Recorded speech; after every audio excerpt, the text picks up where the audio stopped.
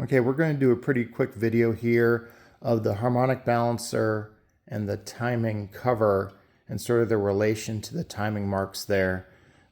Cool Guy has a video on this, similar to when he's taking off the harmonic balancer and then a little bit on putting back on the harmonic balancer. But I'm going to do a close-up here specifically with respect to the timing marks, because I suspect I just did a rebuild and I thought maybe the harmonic balancer, mine had slipped, and that's why I was getting some odd timing things, but this is not it. But I thought I would take this opportunity to go over it. So in the front, and again, this is an 81 CJ7 4.2. This is the original pulley. So the pulley with the fan that goes right on top of it is right on top of the harmonic balancer. And then you take the pulley, comes right off there. And there's our harmonic balancer.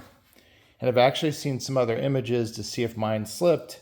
And for some reason, this groove here doesn't match with the image I saw. Made me think maybe mine was off, but I don't think it is, and I'll explain that why in a second. So notice the keyway position here on the harmonic balancer. So, and then also with respect to that, the timing mark is going to be here. I put a little white nail polish there just to help see it a little bit more. So again, you can kind of see that relationship there. It's at, I don't know, what is that? 2 o'clock, 2:30, something like that. Anyway, so the keyway is pointed upwards.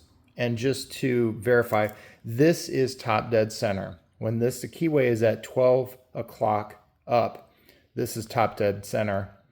And then also looking over here at the Jeep, I can verify that. So I've taken off the timing cover, obviously, and then let me see. I think I can put it, I'll insert a little video there of showing it dot to dot. You can see there's a dot there. I know that's gonna be hard to see, and there's a dot there. So that is straight on. I've been messing around with the timing chain to make sure that it's all, the timing set is on correctly, and it is. So that's top dead center. I also confirmed it by looking at it's actually on the compression stroke as well. I was looking at the pressure coming out of the spark plug hole. Notice the keyway though, or the key, I guess. This is the key for the crankshaft right here. It's straight up at 12 o'clock, and that makes sense that there would be some logical orientation of the key here. So then we know that that is at top dead center. So the timing mark should be at 0 on your timing cover. That will indicate if your harmonic balancer has slipped at all.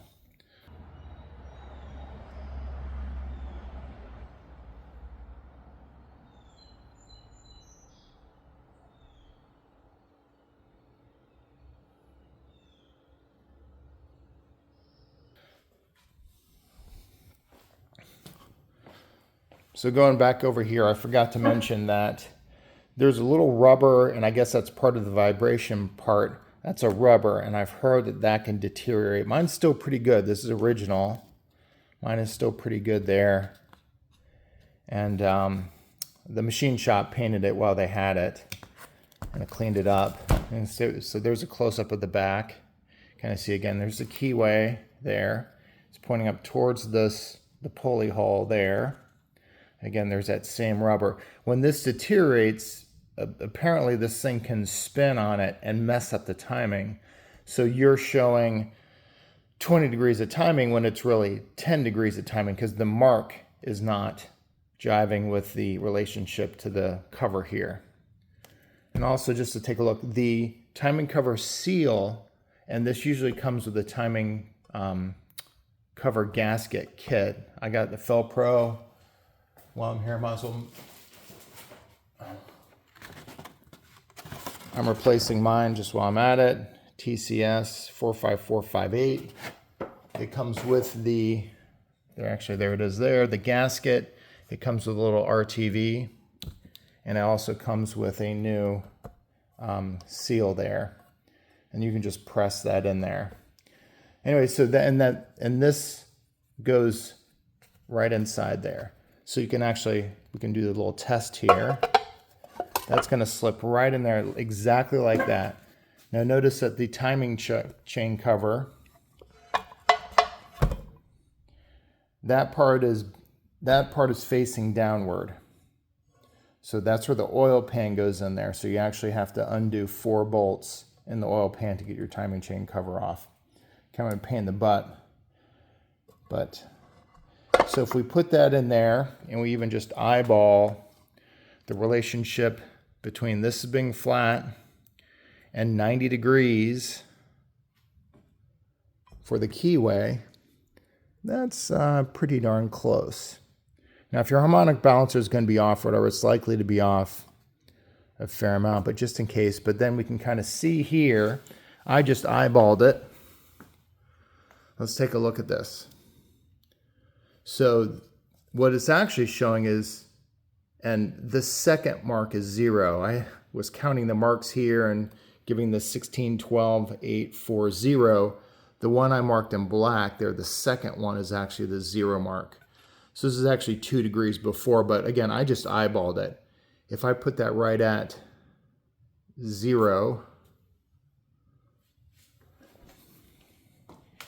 and I take a look at this, it's kind of hard to look at exactly to see whether this is 90 degrees, but so actually I just put a straight edge there. I don't know if it's supposed to be exactly 90 with respect to this, but it's got to be pretty darn close. So that's pretty flat on there.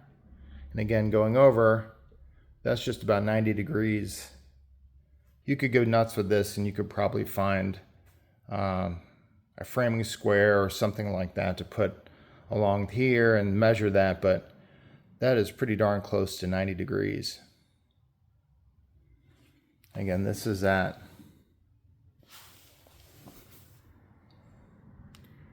actually I may have even slipped it just a millimeter. There we go. But anyway, so that's a way to confirm if your harmonic balancer has slipped at all.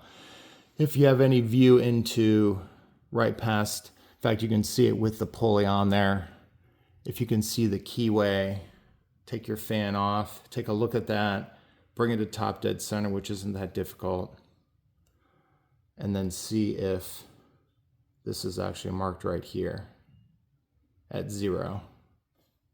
Other than that, I think your harmonic balancer, it's pretty much is what it is, unless it has a ginormous notch out of it or something like that. It's meant to balance. So as long as all the metal and material is there, should be pretty good to go. They're about 70 bucks. Also, it's kind of interesting. You kind of see here when you pull this off that you need to probably put a little bit of oil on that seal when it gets in there so that it goes over the snout. See mine, I'm not sure whether that groove is intentional or whether that's a wear mark. But yeah, that's where that seal goes right in there. And this goes right over the crank.